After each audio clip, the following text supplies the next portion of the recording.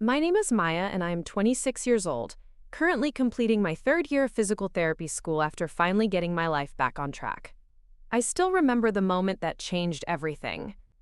The ping of the security alert on my phone, followed by that voicemail from Medicare Plus telling me they were reporting the theft of my insulin pump and continuous glucose monitor to the police. Fear, betrayal, and a strange sense of validation all crashed together as I sat there, staring at my empty medical supply cabinet, my blood sugar dangerously high and my body beginning to shut down. Before we jump back in, tell us where you're tuning in from, and if this story touches you, make sure you're subscribed, because tomorrow, I've saved something extra special for you. My brother Ethan, the golden child with the Wall Street job and perfect smile, had finally crossed a line that couldn't be ignored. My parents wanted to handle it within the family, but the supply company had already documented everything. Before I share my story, let me know where you're watching from, and hit subscribe if you believe everyone deserves proper medical care, and no one has the right to compromise your health for their own gain. From the outside, we looked like the picture-perfect modern family. My father, William, was a highly respected cardiothoracic surgeon at one of the most prestigious hospitals in Boston. My mother, Diana, ran a successful interior design firm that catered to the city's elite, transforming their luxury condos and Beacon Hill brownstones into showcases featured in architectural magazines. We lived in a stunning Victorian home in Brookline, with a professionally landscaped garden and a 3-car garage housing my father's vintage Porsche collection. The kind of home where holidays were hosted and neighbors envied the flawless dinner parties my mother orchestrated. Then there was Ethan, my brother, 4 years older than me, and the undisputed star of our family constellation. Ethan had it all. Graduated with honors from Harvard Business School, landed a lucrative position at a top investment firm by 25, and possessed the kind of effortless charm that made everyone from elderly neighbors to corporate CEOs feel like they were the most important person in the room when he spoke to them. By the time he hit 30, he was making partner-track money, dated a former Miss Massachusetts who now ran her own nonprofit, and still made time to sit on the young professionals board of the hospital where my father worked. Adults admired him, colleagues sought his mentorship, and everyone wanted an invitation to his exclusive networking events. He was the golden child in every possible way. I was different, more practical and health-focused. I preferred research journals to investment reports, and community clinics to cocktail fundraisers. I was diagnosed with type 1 diabetes at age 12, and it shaped my identity in ways my family never fully understood.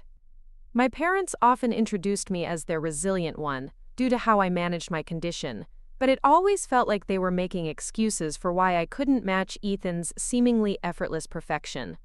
I was disciplined with my health regimen, yes, but in our family, that was considered the bare minimum expectation, not an achievement. The first signs of trouble appeared when I was 15 and Ethan was 19. He was home from his freshman year at Harvard, and I noticed my insulin vials looking different, the liquid levels slightly lower than I remembered. When I mentioned it to my parents, suggesting someone might have tampered with them, Ethan laughed it off. "Maya's just being paranoid again," he said with that winning smile. "You know how she gets about her medical stuff." My mother nodded sympathetically. "Sweetheart, you probably just miscounted your doses. Remember what Dr. Chen said about stress affecting your blood sugar? Let's not create problems where there aren't any." I tried to explain that I kept meticulous records of every dose, that I knew exactly how much insulin I should have left, but my concerns were dismissed. My father, checking his watch as he headed to the hospital for his shift, simply said, "Maya, we have enough real issues to deal with. Your brother is working himself to the bone at Harvard. The last thing he needs is to come home to accusations." Looking at my parents' dismissive expressions and Ethan's confident smirk, I dropped the subject. But that night, I moved my insulin to a different shelf in the refrigerator and placed a tiny, nearly invisible piece of tape across the cap. The next morning, the tape was broken. I said nothing, but started keeping my most critical supplies in a small lockbox in my bedroom. This incident marked the beginning of a pattern that would continue for years. Things would go missing: test strips, glucose tablets, eventually even a backup glucose monitor. Each time I raised concerns, They were minimized or attributed to my own carelessness. Maya probably misplaced it again became a familiar refrain in our household, always accompanied by eye rolls or exasperated sighs. In our home, a clear hierarchy had been established. Ethan's promising finance career represented the family's crowning achievement. Nothing could interfere with his trajectory toward the success my parents had mapped out from his birth. My health condition was viewed as an unfortunate complication, something to be managed quietly without disrupting the perfect family narrative. As the years passed, I became increasingly vigilant about protecting my medical supplies.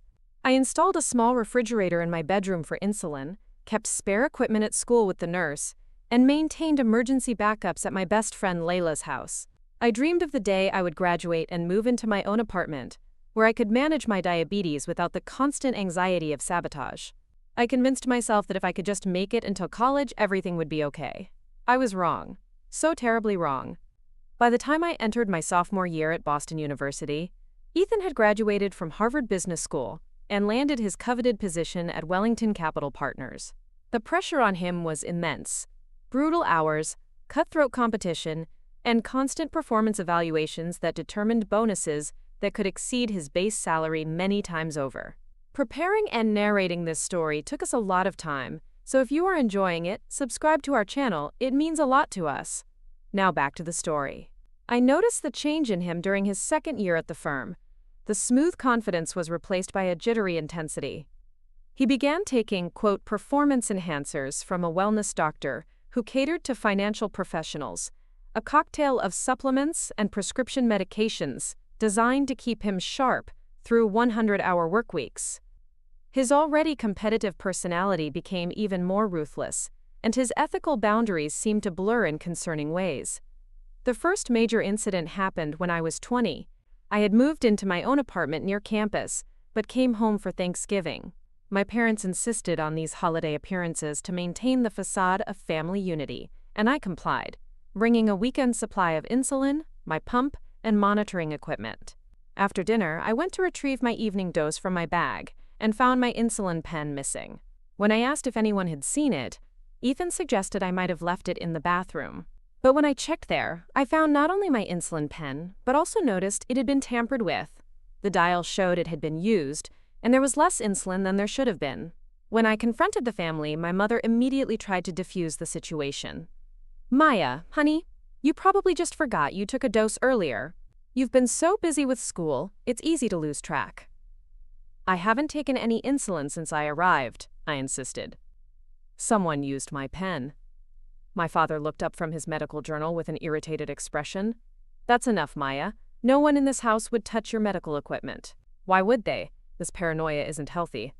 Ethan remained silent, scrolling through emails on his phone as if the conversation didn't involve him at all. But as I turned to leave the room, I caught a glimpse of his reflection in the window, a small, satisfied smile playing at the corner of his mouth. That night, I locked my remaining supplies in my suitcase and slept with the key under my pillow. The next morning, I made an excuse about a study group and left a day early, stopping at the emergency room on my way back to campus to get replacement insulin after discovering my backup vial had also been tampered with. When the ER doctor asked how I had run out of insulin so quickly, I fabricated a story about accidentally dropping a vial. I couldn't bring myself to say what I suspected, that my own brother was sabotaging my health management for reasons I couldn't fully comprehend. From that point on, I avoided family gatherings whenever possible. When attendance was unavoidable, I brought only the exact supplies I would need during my physical presence in the house, keeping emergency backups in my car. I became a ghost at family events, making brief appearances before retreating to my old bedroom or finding reasons to meet friends. My parents attributed my distance to the typical independence of college students, but Ethan seemed to take it as a personal challenge. He began dropping by my apartment unannounced, claiming he was, quote, in the neighborhood or worried about me. Each visit left me anxious and checking my supply inventory obsessively after he left. I started documenting everything in a password-protected digital journal. Dates, times, exactly what supplies seemed tampered with or missing. I took photos of my inventory before and after family visits, or Ethan's drop-ins. Part of me thought I might be overreacting, that stress and the constant pressure of diabetes management were making me paranoid. But another part knew something was very wrong. even if I couldn't prove it yet.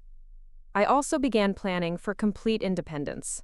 I researched insulin assistance programs, applied for additional scholarships to reduce my reliance on my parents, financial support, and worked part-time at the university's physical therapy clinic to build savings. My endocrinologist, Dr. Patel, noticed my anxiety during appointments and suggested therapy. Maya, your A1C levels are creeping up, and your monitoring data shows a lot of dangerous fluctuations, she said during one visit. Something is affecting your management, and I'm concerned it's more than just college stress. I almost told her everything then: the missing supplies, my suspicions about Ethan, my parents' dismissals. But admitting that my own family might be compromising my health seemed too painful, too bizarre to verbalize to an outsider. Instead, I accepted her referral to a therapist specializing in chronic illness management and promised to monitor my blood sugar more vigilantly. The therapist, Dr. Kim, was the first person I cautiously shared my concerns with.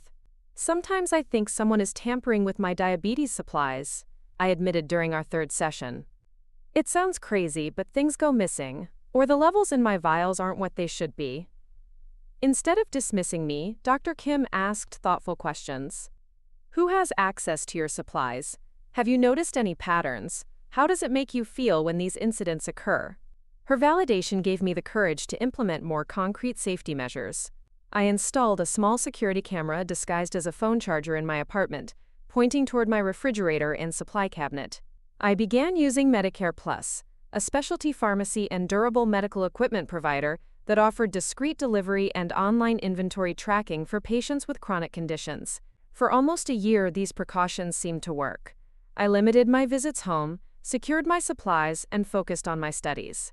I was accepted into a competitive physical therapy program, inspired by my own experiences with the healthcare system. My management improved, and with it, my overall health and confidence. But fate had other plans. The worst was yet to come, and no amount of preparation could have protected me from what happened next. I was 24, starting my second year of PT school, and Ethan was 28, recently promoted to vice president at his firm. The promotion had come with heightened expectations and scrutiny, and rumors circulated that the firm was preparing for a round of cuts, despite record profits. The financial sector was tightening, and even stars like Ethan weren't immune to the pressure. That summer, I had been diagnosed with early signs of diabetic retinopathy, a complication that required additional monitoring and a temporary adjustment to my treatment plan. My insurance approved a new, more advanced insulin pump and continuous glucose monitoring system that would provide better data to prevent further complications. The equipment was expensive, over $8,000 for the pump and nearly $4,000 for the CGM system, but covered primarily by my insurance with a substantial but manageable copay I had saved for. When Medicare Plus delivered the equipment, I documented everything meticulously: serial numbers, unboxing photos, initial settings. The system was life-changing. My blood sugar stabilized, my energy improved, and for the first time in years, I felt like I had true control over my condition. Dr. Patel was thrilled with my progress and used my case as an example for other patients considering similar technology. 3 months into using the new system, I received a call from my mother. "Your father's 60th birthday is next weekend," she said without preamble. "We're having a small gathering at the house, just close friends and family. We expect you to be there." It wasn't a request. In my family, these appearances were mandatory, part of the performance of perfection we presented to the world. I agreed reluctantly, planning to arrive Saturday morning and leave Sunday afternoon, just enough time to fulfill my familial obligation without risking my health or sanity. The party was exactly as expected. My father's colleagues from the hospital, my mother's design clients, and Ethan working the room like a politician at a fundraiser. I made small talk where necessary, complimented my mother's impeccable decorations, and retreated to quiet corners whenever possible. Several guests noticed my pump and CGM, leading to awkward conversations where my parents quickly changed the subject. My health condition didn't fit their preferred narrative. That evening, as the party wound down, I noticed Ethan watching me with unusual intensity. He had been drinking heavily, unusual for him at family functions, where networking was always the priority. When he cornered me in the kitchen as I was refilling my water bottle, his breath smelled of expensive scotch, and his eyes had a desperate quality I hadn't seen before. "How's the fancy new tech working out?" he asked, gesturing to my pump. "Must be nice having everything handed to you because you're sick." "It's not handed to me, Ethan," I replied cautiously. "I work, I have insurance, and I still paid thousands out of pocket." He laughed, a sharp, bitter sound. "You have no idea what real pressure is like. No idea what it takes to actually succeed in the real world." Before I could respond, my mother called for him to come meet a new guest, and he composed himself instantly, the charming smile snapping back into place like a mask. The interaction left me unsettled, and I double-checked my pump settings before bed, ensuring everything was functioning correctly. The next morning, I woke to a strange sensation, the uncomfortable lightheadedness of high blood sugar. A quick check confirmed I was at 287 milligrams per deciliter, far above my target range, despite the pump's automated insulin delivery that should have prevented such a spike. I manually administered a correction dose and checked the pump's history, which showed a suspension of insulin delivery for 4 hours overnight, something I definitely hadn't programmed. As I was troubleshooting the device, trying to determine if there was a technical malfunction, I heard a soft knock at my bedroom door. It was my mother, already dressed for her Sunday brunch, though it was barely 7 a.m. "Maya, darling, your father and I are heading out early. Dr. Westfield invited us for brunch at the Harvard Club. There's coffee downstairs, and please make sure to lock up if you leave before we're back." "Mom," I started, "I think someone tampered with my pump last night. I woke up with dangerously high blood sugar, and the history shows the insulin was suspended for hours." She sighed, checking her watch. "Maya, you probably just pressed something wrong before you went to sleep. Those devices are complicated, and you were tired from the party." "I've been using this system for months," I insisted. "I know how it works, and I know I didn't suspend my insulin." "What exactly are you suggesting?" she asked, her voice taking on the sharp edge it always did when I disrupted her preferred reality. "That someone broke into your room while you were sleeping and sabotaged your medical equipment? Do you realize how paranoid that sounds?" "I'm not saying someone broke in. I'm saying, we don't have time for this right now," she interrupted. "Your father is waiting in the car. If you're having trouble with the device, call the company. That's what customer service is for." With that, she closed my door and was gone, the sound of her heels clicking down the hallway followed by the distant slam of the front door.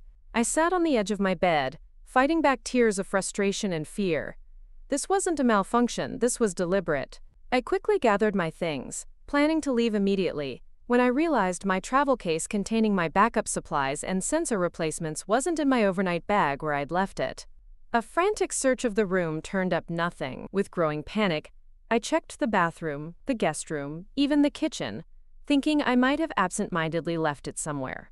As I searched, I noticed Ethan sitting in the backyard, typing furiously on his laptop despite the early hour.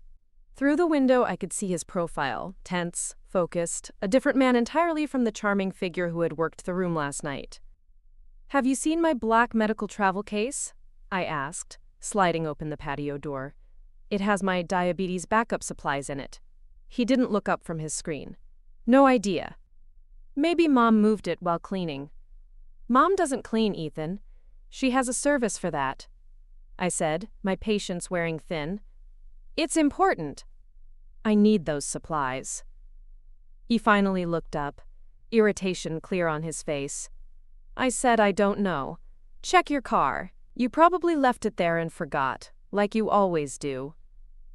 Something in his expression, a flicker of satisfaction perhaps, strengthened my suspicion.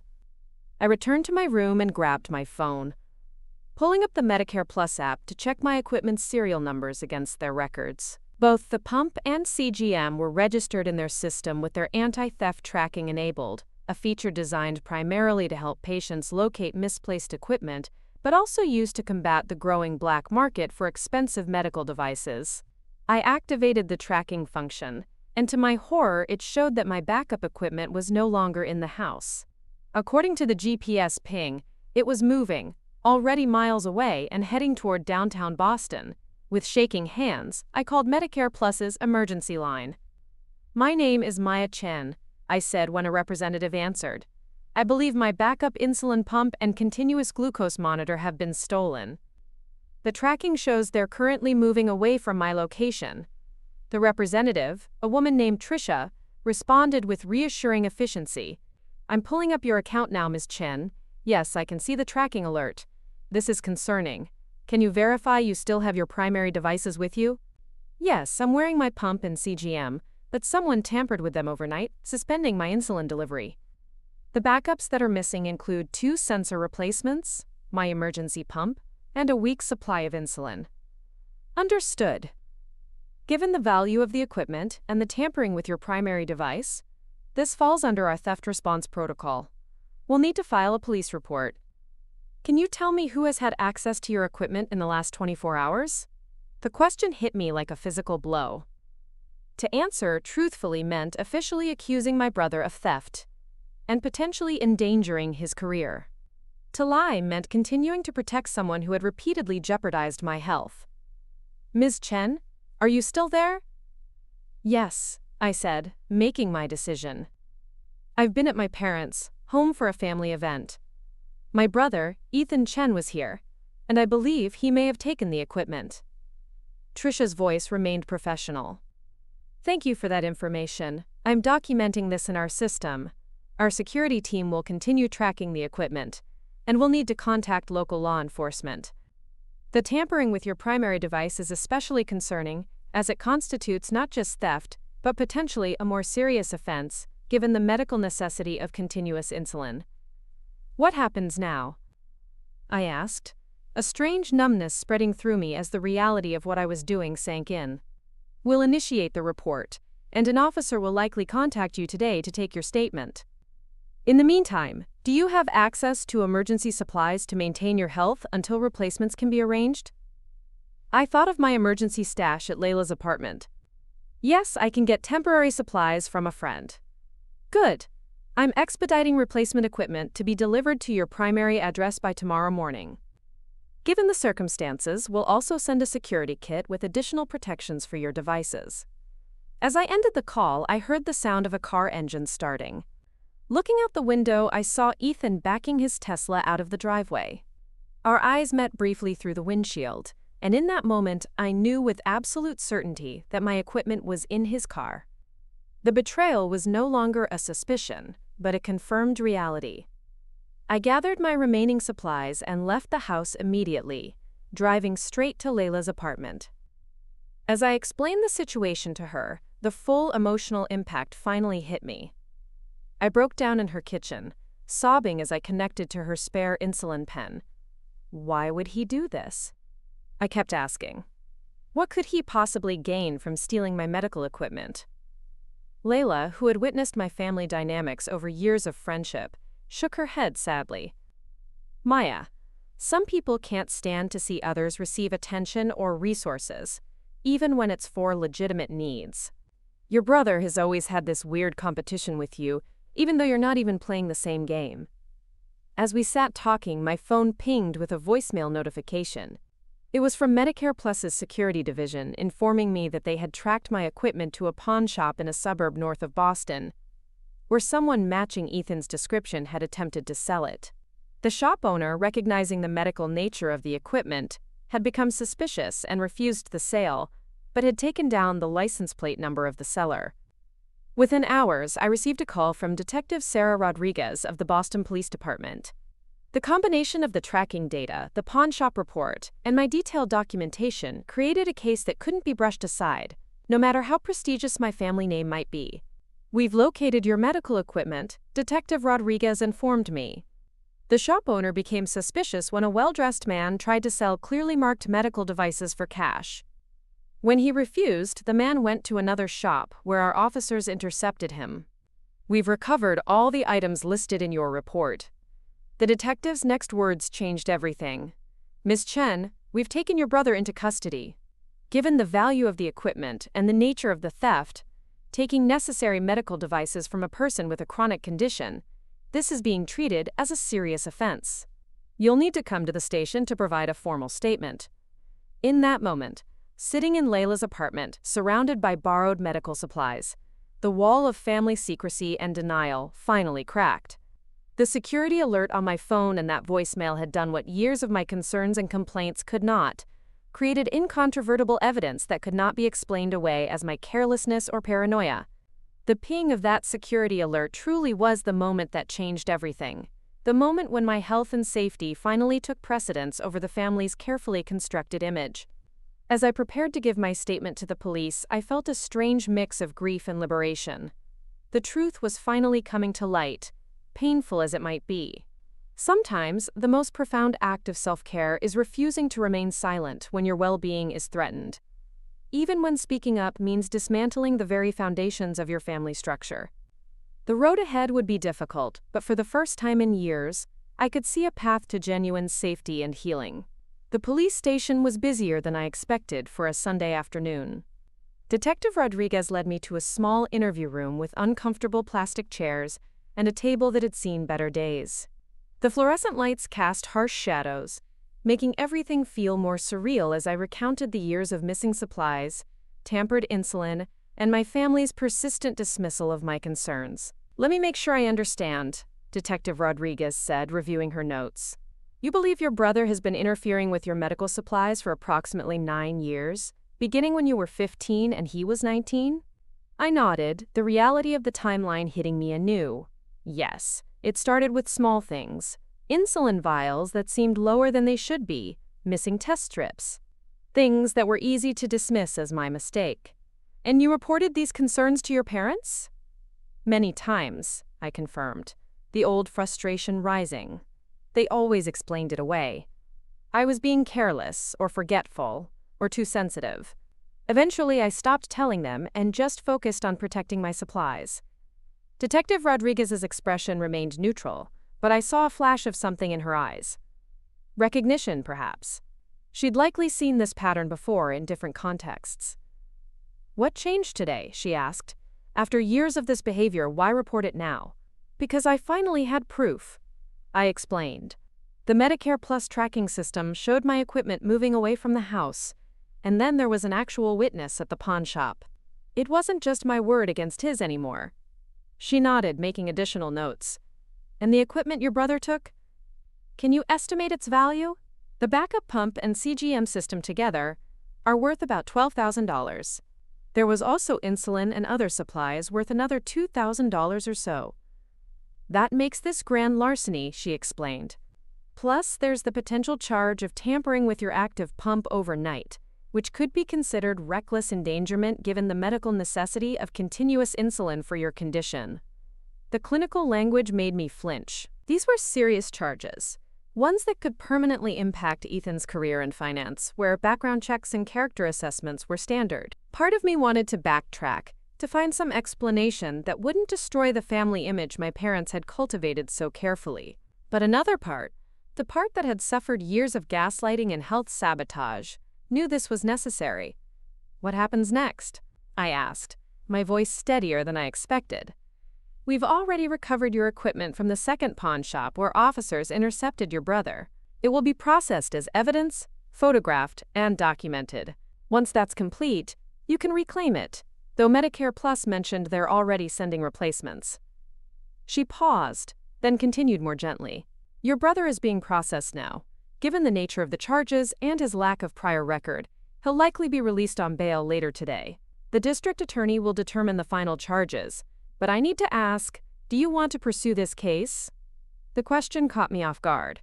"I have a choice? You're the victim in this case, Ms. Chen. While we can proceed based on the evidence regardless of your wishes, your cooperation makes a significant difference in how the case progresses." I thought about my options. Dropping the case would mean returning to the status quo. The minimization, the gaslighting, the constant vigilance to protect my health. Pursuing it meant publicly acknowledging the dysfunction that had dominated our family for years, potentially severing relationships permanently. Before I could respond, my phone buzzed with incoming calls. My mother, my father, then my mother again. I silenced it, but the barrage continued with text messages. "What have you done? Call us immediately. Your brother has been arrested. This is completely unacceptable. We're at the police station. They say you reported him? Fix this now, Doppery." Detective Rodriguez noticed my distress. "Family pressure? They want me to drop everything," I admitted. They care more about how this looks than what actually happened. She nodded with understanding. Take some time to think about it. You don't need to decide right now. Your health and safety should be the priority, not your family's reputation. As I left the station through a side door to avoid potentially encountering my parents, I felt simultaneously lighter and heavier, liberated by finally being believed, but burdened by the knowledge that I'd crossed a line that would forever change my family dynamics. Layla was waiting outside in her car, ready to drive me back to her apartment where I'd be staying until my replacement equipment arrived. As we pulled away from the curb, I caught sight of my parents entering the police station, my father's normally confident posture rigid with barely contained rage, my mother's designer sunglasses failing to hide her tear-streaked face. Neither of them saw me. "You okay?" Layla asked, glancing at me with concern. "Not really," I admitted, "but I think I will be." Back at Layla's apartment, we established a makeshift management system using her spare bedroom as my medical headquarters. My phone continued to explode with messages, not just from my parents now, but from family friends, distant relatives, even my father's colleagues. Word had spread quickly through their social circles, the narrative already being shaped. Maya had lost her mind and reported poor Ethan to the police over a misunderstanding. "You should turn that off," Layla suggested, gesturing to my phone as another notification chimed. "Give yourself some space to breathe." I nodded, powering down the device and feeling immediate relief in the sudden silence. That evening we ordered takeout and watched mindless comedies, deliberately avoiding news sites or social media where the story might have already begun circulating. Boston's medical and financial communities were tightly interwoven, and both my father and Ethan were prominent enough that the incident might attract attention. Around midnight, a knock at the door startled us both. Layla checked the peephole, and her expression hardened. "It's your mother," she whispered. My heart raced. How did she find me? "Probably checked your usual haunts. Do you want me to send her away?" I considered it, tempted to avoid the confrontation, but hiding would only delay the inevitable. "No, I'll talk to her." When Layla opened the door, my mother pushed past her without acknowledgement, her focus entirely on me. Gone was the polished, composed woman who hosted charity galas and design showcases. This version of Diana Chen was disheveled, her designer outfit wrinkled, her carefully highlighted hair falling from its usual perfect arrangement. "What were you thinking?" she demanded without preamble. "Your brother spent 6 hours in a holding cell. 6 hours, Maya? Do you have any idea what this could do to his career? To your father's reputation at the hospital?" "Hello to you too, Mom," I replied, surprising myself with my calm. "Yes, I'm managing my blood sugar after someone tampered with my pump. Thanks for asking." She flinched slightly but pressed on. "This family drama does not belong in a police station. We've always handled our issues privately." "Handled them?" I echoed in disbelief. "You've never handled anything. You've ignored every concern I've ever raised about Ethan's behavior. You've dismissed me as paranoid, careless, or attention-seeking. That's not handling issues. That's denying they exist." "You've always been jealous of your brother's success," she countered, falling back on the familiar narrative. "Ever since you were diagnosed, you've used your condition to compete for attention." The accusation struck deep, targeting my most vulnerable insecurity. Throughout my childhood and adolescence, I'd worked tirelessly to ensure my diabetes didn't burden the family, managing doctor's appointments around my parents, schedules, handling insurance paperwork myself from the age of 16, minimizing any discussion of complications or concerns. Yet here was my mother, rewriting history to cast me as the attention seeker. "My medical equipment was stolen," I stated flatly. "Equipment I need to stay alive. Equipment worth thousands of dollars. The company tracked it to a pawn shop where Ethan tried to sell it. Those are facts, Mom, not jealousy or attention-seeking." "He made a mistake," she insisted, her voice dropping to a near whisper. "He's been under tremendous pressure at work. The firm is making cuts, and he's been working around the clock to prove his value. He wasn't thinking clearly." "A mistake?" I repeated incredulously. "A mistake is forgetting someone's birthday or double booking appointments. Taking life-sustaining medical equipment from your diabetic sister isn't a mistake. It's a deliberate act that could have killed me if my blood sugar had gone too high for too long. My mother sank onto Layla's couch, suddenly looking every one of her 58 years.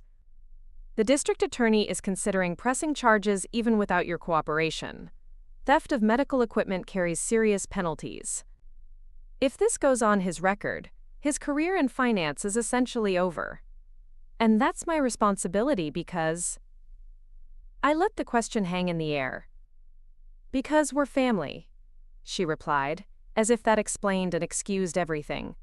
Family protects each other. Where was that family protection when I needed it? I asked quietly. When I was telling you for years that my supplies were being tampered with. When I woke up today with dangerous blood sugar levels because someone had suspended my insulin delivery overnight?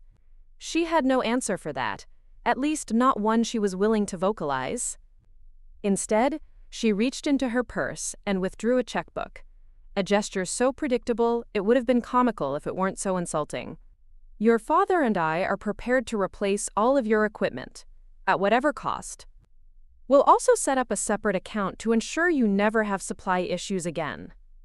She began writing, not looking up as she spoke. All we ask is that you tell the police you want to drop the charges. Say it was a misunderstanding, that you'd actually given Ethan the equipment to sell for you because you needed quick cash. I stared at her, momentarily speechless. She was literally trying to buy my silence, to purchase a narrative that would preserve Ethan's reputation at the continued expense of my health and safety. I don't want your money, Mom, I finally said. I want acknowledgement of what's been happening. I want accountability. I want to feel safe managing my condition without constantly looking over my shoulder. She finished writing the check and held it out to me. The amount made my eyes widen, far more than the cost of the equipment, enough to cover a year's rent in my apartment near campus. Think about your future too, Maya. Your medical school applications, your career prospects. Family disputes becoming public record don't help anyone. I was about to correct her assumption about medical school. I'd chosen physical therapy precisely because I wanted to help people with chronic conditions improve their quality of life through movement and rehabilitation, but realized it was pointless. My mother had never fully grasped or accepted my career aspirations, always viewing them as a consolation prize for not following my father into medicine. I need to think about it, I said instead of outright refusing, knowing that would only escalate the confrontation. I'll let you know my decision tomorrow. She placed the check on the coffee table between us, then stood to leave. At the door, she paused. Your father and I only want what's best for both our children. Sometimes that means making difficult choices. After she left, Layla emerged from her bedroom where she'd retreated to give us privacy. She eyed the check on the table but said nothing, waiting for me to speak first. They want me to lie, I explained unnecessarily. Tell the police I gave Ethan the equipment to sell because I needed money. And what do you want? She asked simply. The question caught me off guard. Throughout my life, what I wanted had rarely been the priority. I'd become accustomed to working around others. Expectations, minimizing my needs, finding workarounds to protect my health without disrupting the family narrative. I began, then stopped, truly considering the question. I want to stop being afraid. I want to stop doubting myself when things go wrong with my management. I want my medical condition to be treated as a legitimate health issue, not an inconvenience or attention-seeking strategy. Layla nodded. And will dropping the charges and taking that check get you those things? We both knew the answer. That night I slept fitfully, haunted by dreams of chasing my stolen medical supplies through endless hospital corridors. While my family watched from behind glass walls, their expressions impassive.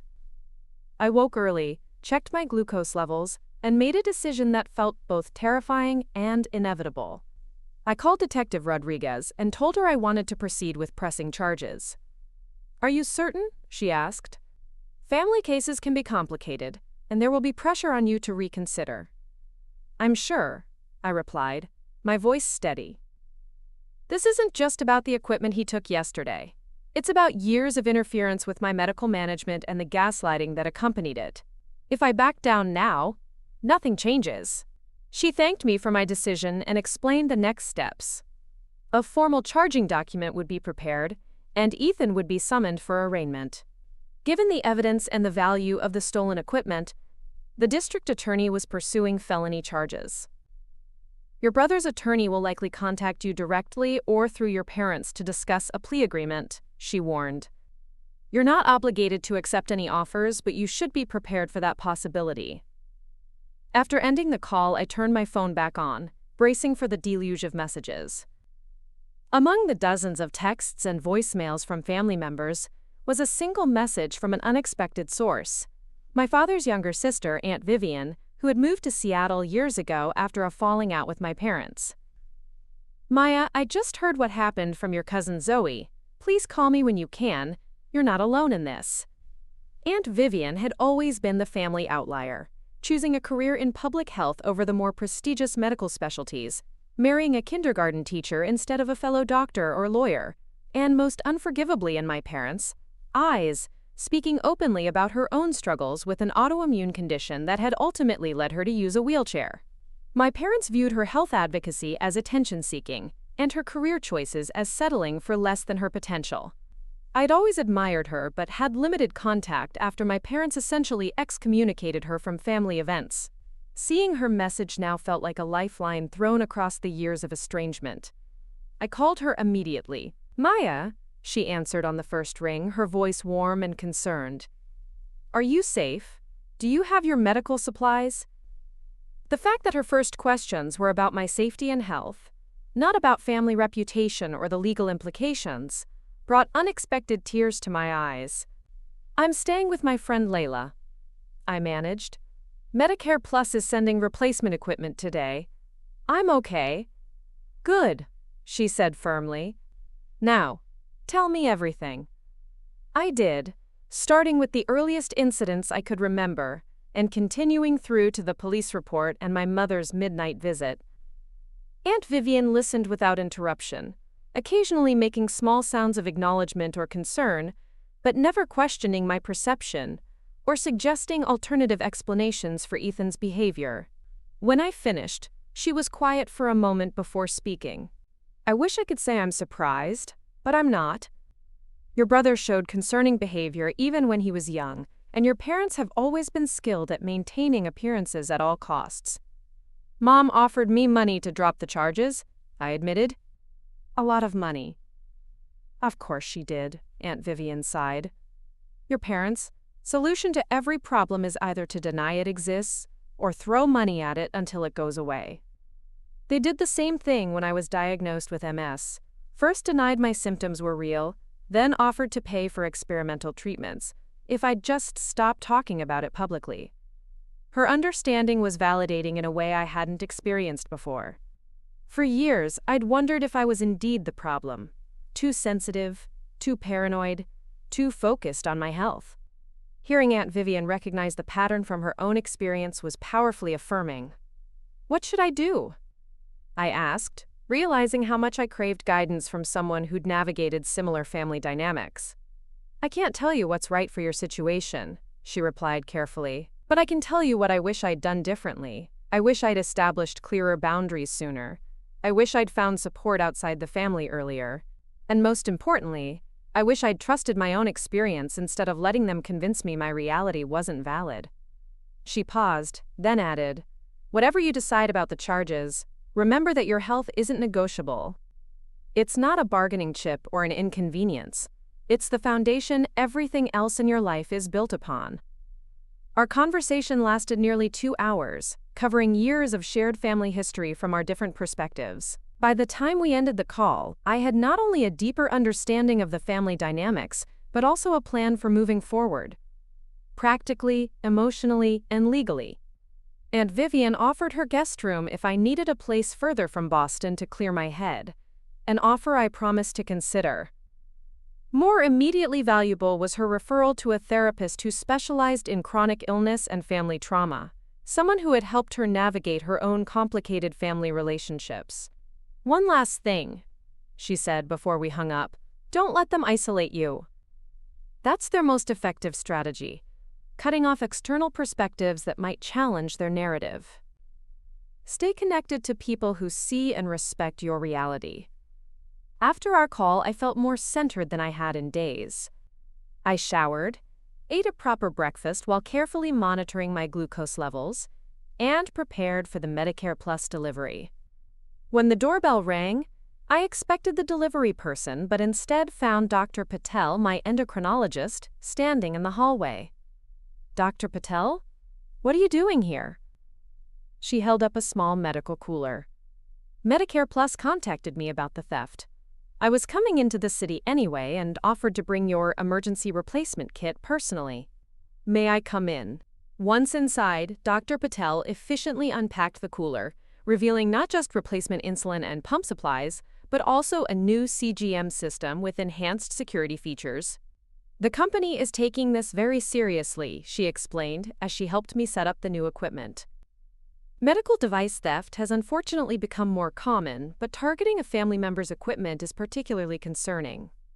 As she worked, she asked gentle but direct questions about the incident and the history leading up to it. Unlike my parents, she showed no surprise at the pattern I described.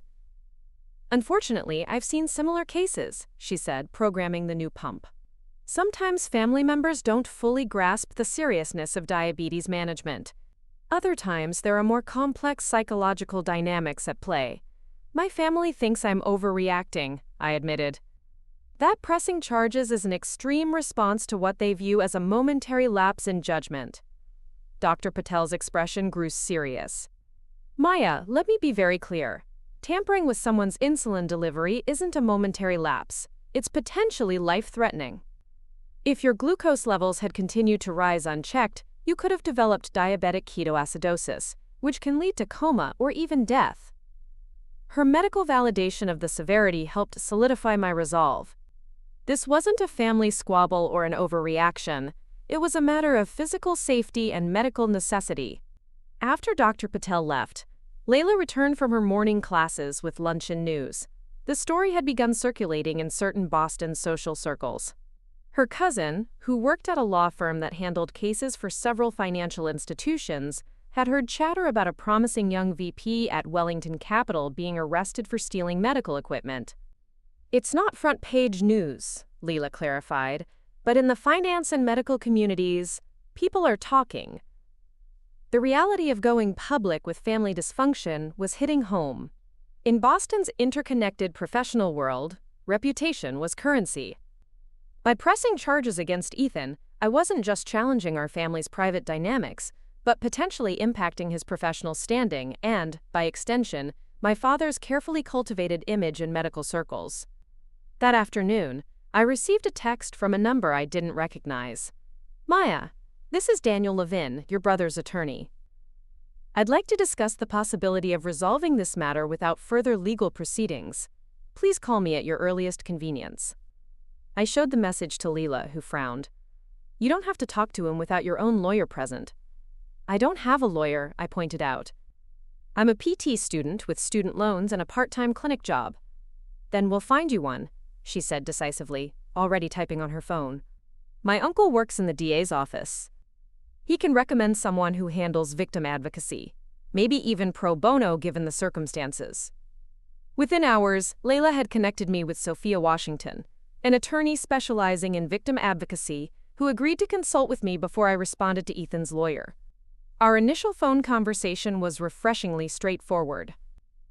"From what I understand," Ms. Washington said after I explained the situation, "you have documented evidence of equipment theft and tampering, a history of similar incidents, and a medical condition that makes these actions particularly dangerous.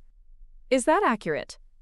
"Yes," I confirmed, "and the equipment is expensive enough that it qualifies as grand larceny." "Then you're in a strong position," she assured me. "The defense will likely push for a plea agreement to avoid trial. Their primary concern will be keeping this off your brother's permanent record, especially given his position in finance where background checks are standard." "What would a plea agreement typically involve?" I asked. "In a case like this?" "Probably restitution for the full value of the equipment, community service, and completion of a diversion program that would allow the charges to be dismissed after a probationary period. They'll want you to agree not to pursue civil damages as well. And if I don't agree? Then the case proceeds to trial, where the evidence suggests a likely conviction. Given your brother's lack of prior record and the family relationship, he probably wouldn't face jail time for a first offense, but he would have a permanent felony record. The weight of this decision pressed on me. A felony conviction would effectively end Ethan's finance career, while a diversion program might allow him to preserve his professional standing. Part of me, the part that had suffered years of gaslighting and health sabotage, wanted the validation of a conviction, but another part questioned whether that outcome would bring the changes I truly needed. "What would you advise?" I asked Ms. Washington. "Legally, you have a strong case," she replied. "But these decisions aren't just legal, they're personal. What outcome would help you feel safe and validated while allowing you to move forward with your life?" It was essentially the same question Layla had asked, and one I was still struggling to answer. What did I actually want from this process? Punishment for Ethan? Acknowledgement from my parents? Protection for my health going forward? All of these seemed valid, yet somehow insufficient as singular goals. As I considered these questions, another text arrived. This one from Ethan himself. "Maya, I know you have every reason to ignore this message. I've been terrible to you for years. The pressure I've been under doesn't excuse what I did. I'm starting therapy tomorrow and am committed to understanding why I've treated you this way. I won't ask you to drop the charges. Whatever consequences come, I deserve them. I just wanted you to know I'm finally facing the truth about my behavior. E." I stared at the message, reading and rereading it. In all our years of conflict, Ethan had never acknowledged his behavior, much less taken responsibility for it. Was this genuine remorse or simply a strategic communication advised by his lawyer? And even if it was genuine, did it change what I needed to do? The complexity of family relationships, their history, their power, their ability to shape our deepest sense of self, cannot be reduced to simple legal equations of guilt and innocence. As I sat in Layla's apartment, surrounded by the medical equipment that kept me alive, I realized that the path forward wasn't about choosing justice over family or safety over reconciliation. It was about redefining those very concepts on my own terms. The legal case against my brother was just beginning, but something fundamental had already shifted. For the first time in my life, my health and well-being were non-negotiable priorities, not just for me, but in a tangible public way that couldn't be dismissed or minimized. Whatever I decided about the plea agreement, that recognition was a victory that couldn't be undone. My name is Maya, and I am 26 years old, currently completing my third year of physical therapy school after finally getting my life back on track. I still remember the moment that changed everything, the ping of the security alert on my phone, followed by that voicemail from Medicare Plus telling me they were reporting the theft of my insulin pump and continuous glucose monitor to the police. Fear, betrayal, and a strange sense of validation all crashed together as I sat there, staring at my empty medical supply cabinet, my blood sugar dangerously high, and my body beginning to shut down. My brother Ethan, the golden child with the Wall Street job and perfect smile, had finally crossed a line that couldn't be ignored. My parents wanted to handle it within the family, but the supply company had already documented everything. Before I share my story, let me know where you're watching from, and hit subscribe if you believe everyone deserves proper medical care, and no one has the right to compromise your health for their own gain.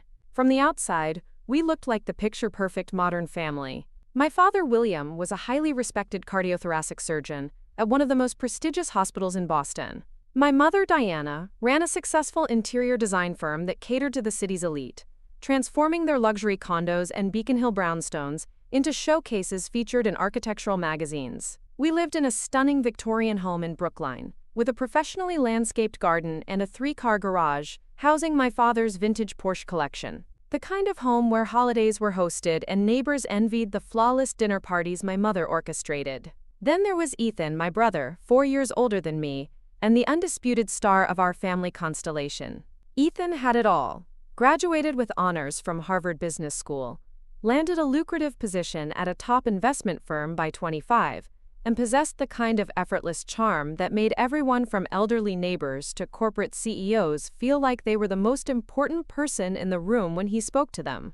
By the time he hit 30, he was making partner track money, dated a former Miss Massachusetts who now ran her own nonprofit, and still made time to sit on the young professionals board of the hospital where my father worked. Adults admired him, colleagues sought his mentorship, and everyone wanted an invitation to his exclusive networking events. He was the golden child in every possible way. I was different, more practical and health-focused. I preferred research journals to investment reports and community clinics to cocktail fundraisers. I was diagnosed with type 1 diabetes at age 12, and it shaped my identity in ways my family never fully understood. My parents often introduced me as their resilient one due to how I managed my condition, but it always felt like they were making excuses for why I couldn't match Ethan's seemingly effortless perfection. I was disciplined with my health regimen, yes, but in our family, that was considered the bare minimum expectation, not an achievement. The first signs of trouble appeared when I was 15 and Ethan was 19. He was home from his freshman year at Harvard, and I noticed my insulin vials looking different, the liquid levels slightly lower than I remembered. When I mentioned it to my parents, suggesting someone might have tampered with them, Ethan laughed it off. "Maya's just being paranoid again," he said with that winning smile. "You know how she gets about her medical stuff." My mother nodded sympathetically. "Sweetheart, you probably just miscounted your doses. Remember what Dr. Chen said about stress affecting your blood sugar? Let's not create problems where there aren't any."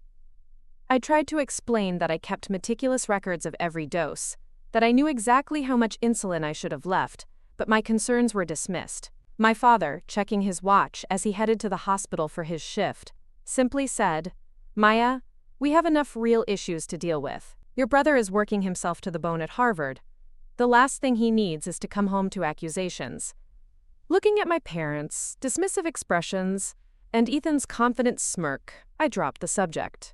But that night, I moved my insulin to a different shelf in the refrigerator and placed a tiny, nearly invisible piece of tape across the cap. The next morning, the tape was broken. I said nothing but started keeping my most critical supplies in a small lockbox in my bedroom. This incident marked the beginning of a pattern that would continue for years. Things would go missing: test strips, glucose tablets, eventually even a backup glucose monitor. Each time I raised concerns, they were minimized or attributed to my own carelessness. "Maya probably misplaced it again," became a familiar refrain in our household, always accompanied by eye rolls or exasperated sighs. In our home, a clear hierarchy had been established. Ethan's promising finance career represented the family's crowning achievement. Nothing could interfere with his trajectory toward the success my parents had mapped out from his birth. My health condition was viewed as an unfortunate complication, something to be managed quietly without disrupting the perfect family narrative. As the years passed, I became increasingly vigilant about protecting my medical supplies. I installed a small refrigerator in my bedroom for insulin, kept spare equipment at school with the nurse, and maintained emergency backups at my best friend Layla's house. I dreamed of the day I would graduate and move into my own apartment, where I could manage my diabetes without the constant anxiety of sabotage. I convinced myself that if I could just make it until college, everything would be okay. I was wrong. So terribly wrong. By the time I entered my sophomore year at Boston University, Ethan had graduated from Harvard Business School and landed his coveted position at Wellington Capital Partners. The pressure on him was immense. Brutal hours, cutthroat competition, and constant performance evaluations that determined bonuses that could exceed his base salary many times over. I noticed the change in him during his second year at the firm.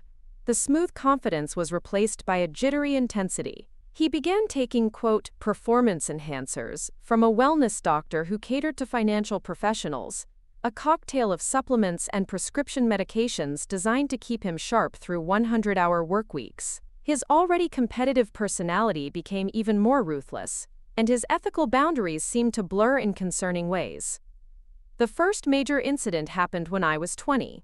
I had moved into my own apartment near campus but came home for Thanksgiving. My parents insisted on these holiday appearances to maintain the facade of family unity, And I complied, bringing a weekend supply of insulin, my pump, and monitoring equipment. After dinner, I went to retrieve my evening dose from my bag and found my insulin pen missing.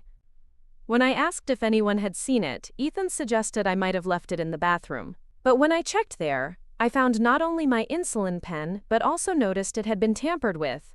The dial showed it had been used, and there was less insulin than there should have been. When I confronted the family, my mother immediately tried to defuse the situation.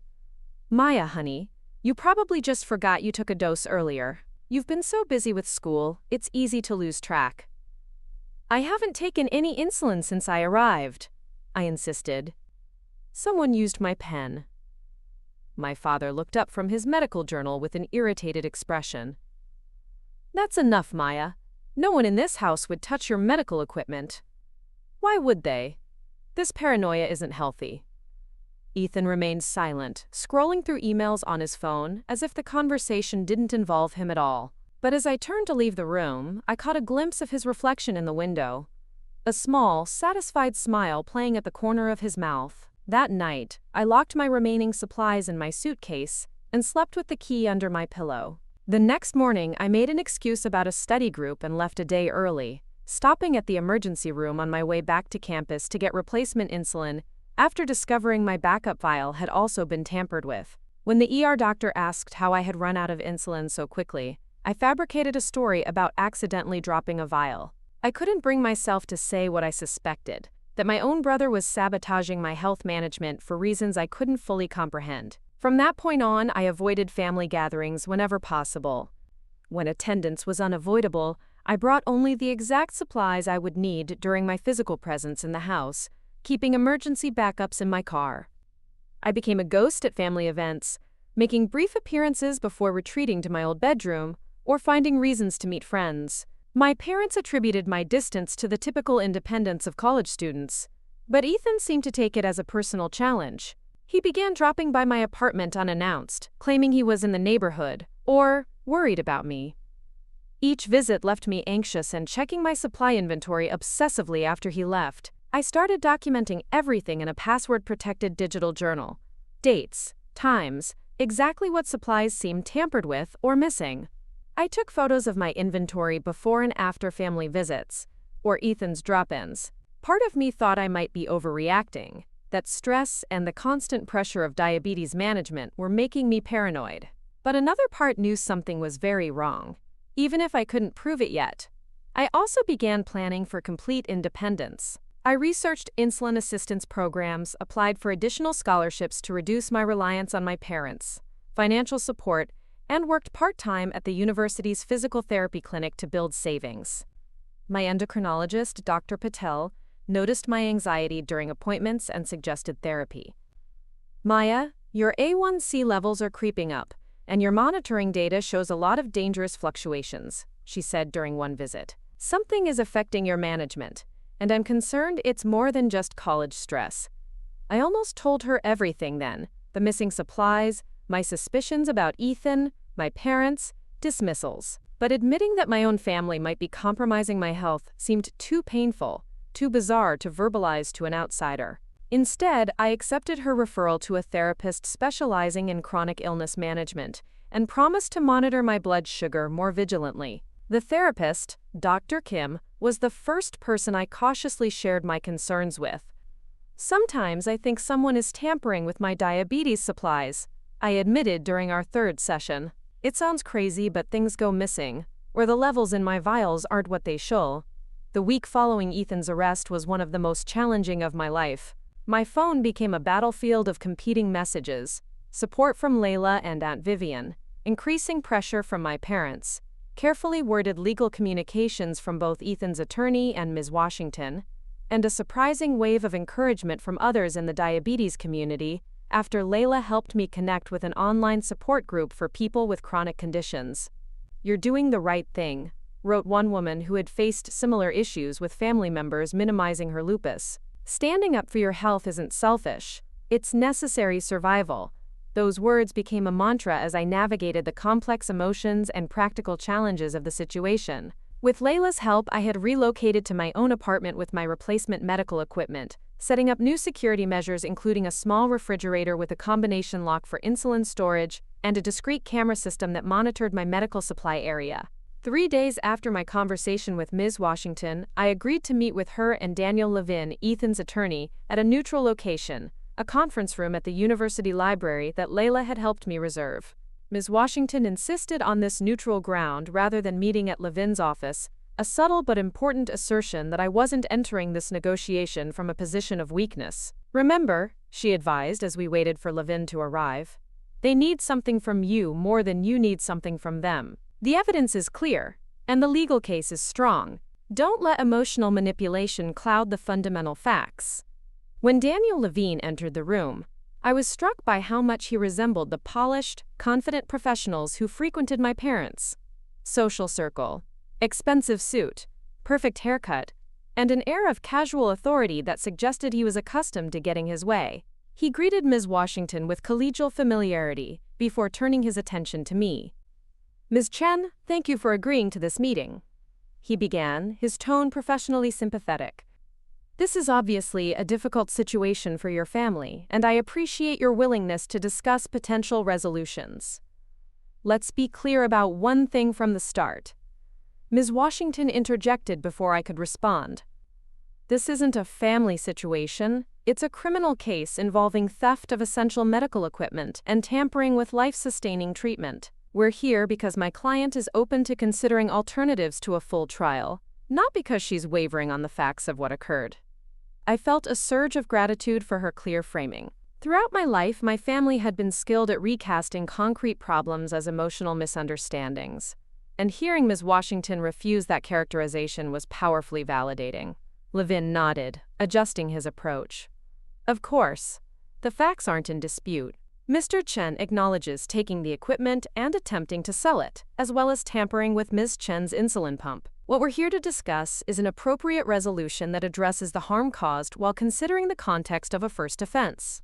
"And what resolution is Mr. Chen proposing?" Ms. Washington asked.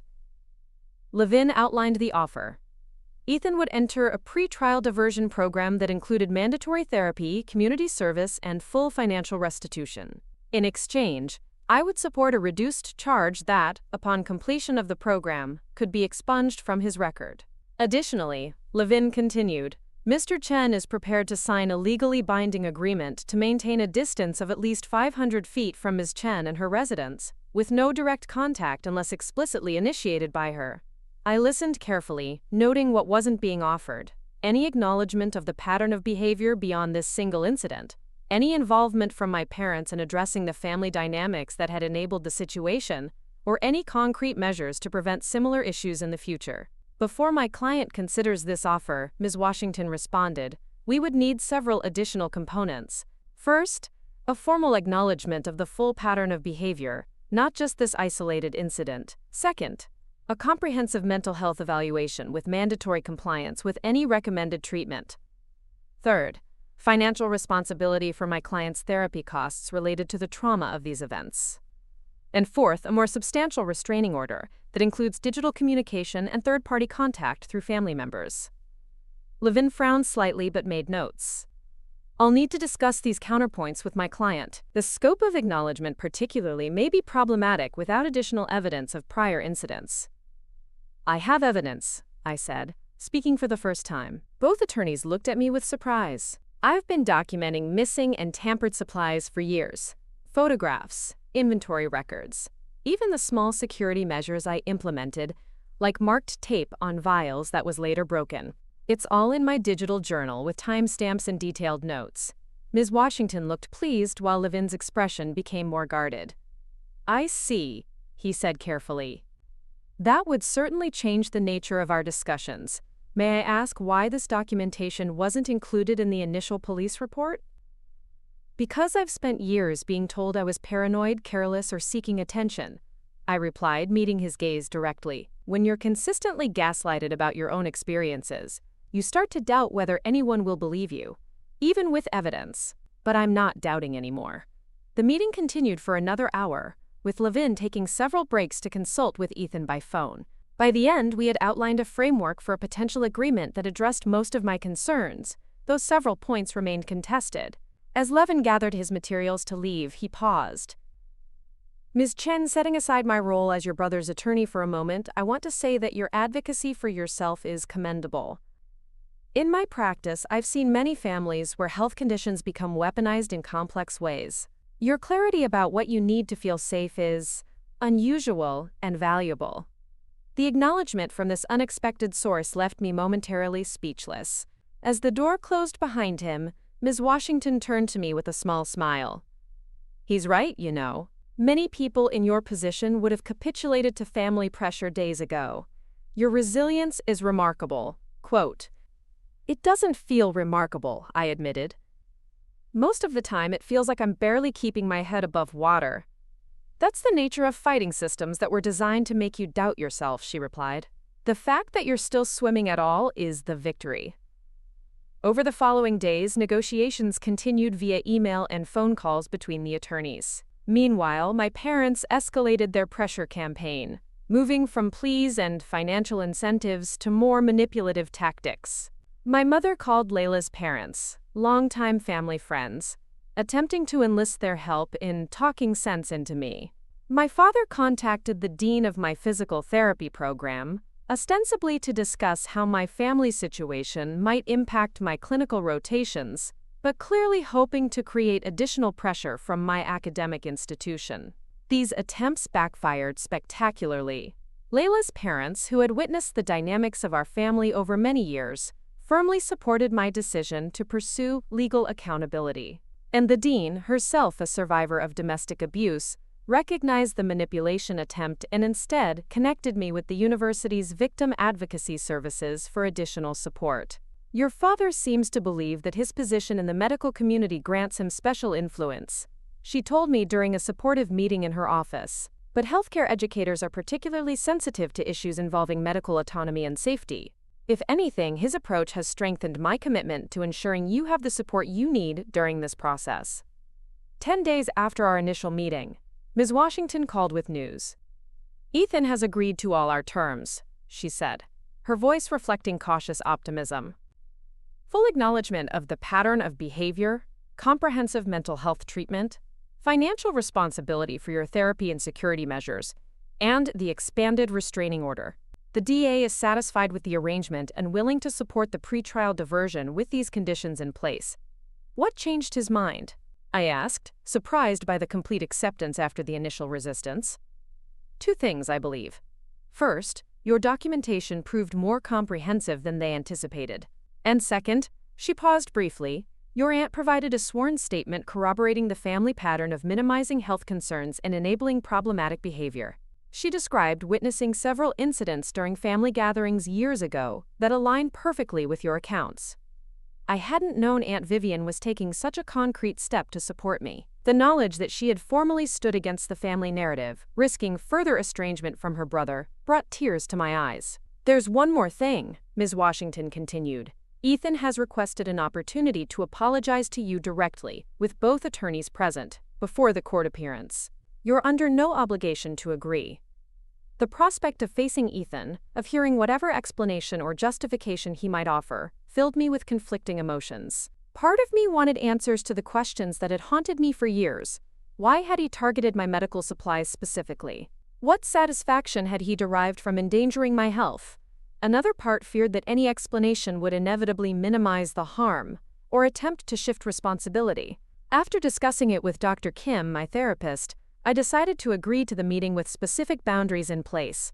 It would be time-limited, held in Ms. Washington's office, and I would have the right to end it at any point without explanation. The day of the meeting arrived with a strange sense of ceremony. I dressed carefully in professional attire rather than my usual student clothes, a small armor of adulthood against the lifetime of being treated as the less important, less accomplished sibling. Layla drove me to Ms. Washington's office and waited in the reception area, a silent but essential support. When I entered the conference room, Ethan was already seated beside Mr. Levine. The difference in his appearance shocked me. Gone was the polished, confident financier who had dominated family gatherings. This version of my brother looked diminished somehow, with dark circles under his eyes and a noticeable weight loss that made his expensive shirt collar hang loose around his neck. "Maya," he said, starting to rise before apparently thinking better of it and settling back into his chair. "Thank you for agreeing to meet." I nodded but said nothing, taking my seat beside Ms. Washington, who gave my arm a reassuring touch. "I've prepared something to say," Ethan continued, pulling out a single sheet of paper that trembled slightly in his hands. "My therapist suggested writing it down to make sure I don't miss anything important." He cleared his throat and began reading. "Maya, I want to acknowledge the full extent of my actions toward you, not just the recent theft and tampering, but the years of interfering with your medical supplies, gaslighting you about those actions and endangering your health. There is no justification for what I did, and I take full responsibility without qualification or excuse." He continued, detailing specific incidents that matched my own documentation with uncomfortable precision. The first insulin vial I'd noticed was lower than it should have been, the missing test strips, the tampered glucose monitor. Hearing him list these events, admitting to each one without deflection, was surreal after years of denial. "I've been working with Dr. Foster, a psychiatrist specializing in compulsive behavior and family systems, to understand why I did these things," he said, looking up from his paper. "It doesn't excuse anything, but I'm beginning to recognize how deeply I resented the attention your diabetes received, even though that attention was medically necessary. I twisted that resentment into a distorted belief that your condition gave you an advantage in the family, which is both absurd and revealed some very ugly aspects of my character." He folded the paper carefully before continuing. "The pressure I put on myself to achieve and maintain my professional success created a person I don't recognize or like very much. The night I took your equipment, I had just learned that despite my performance, I was being passed over for the partner track. I was drunk, angry, and looking for someone to blame. The fact that I targeted your medical necessities shows how far I had fallen morally." "Why didn't you just return the equipment when you sobered up?" I asked, the question escaping before I could consider whether I wanted to engage in dialogue. "Why try to sell it?" Ethan winced visibly.